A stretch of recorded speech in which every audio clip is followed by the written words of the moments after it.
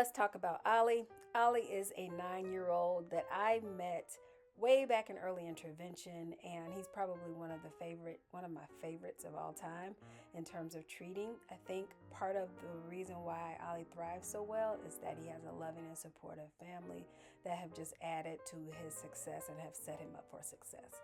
You will see throughout this video that Ali and I share some common bonds in terms of things that we like and people we like. But let me just stop bragging about him and tell you a little bit about him.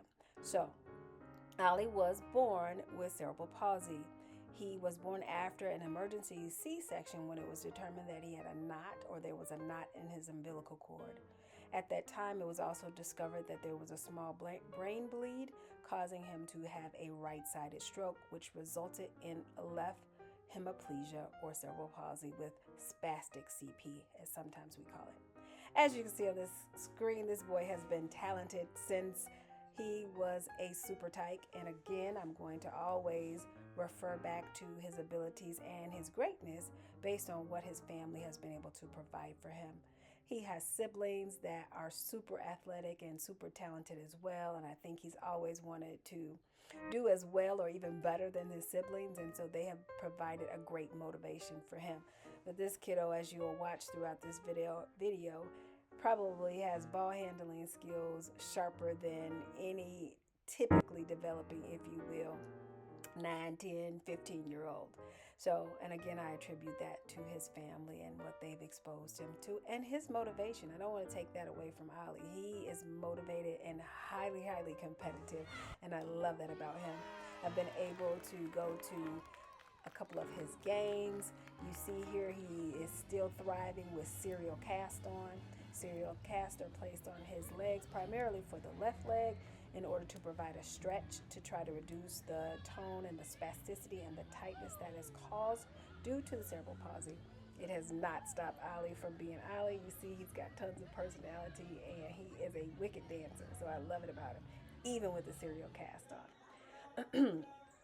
Ali transitioned from direct physical therapy in the school into consult physical therapy pretty early. So this is just a video clip of me watching him integrate into his gym with the other classmates. He's been able to do well. Not only is he athletically inclined, he also has received tons of awards, read poems, and been acknowledged for who he is just as a person.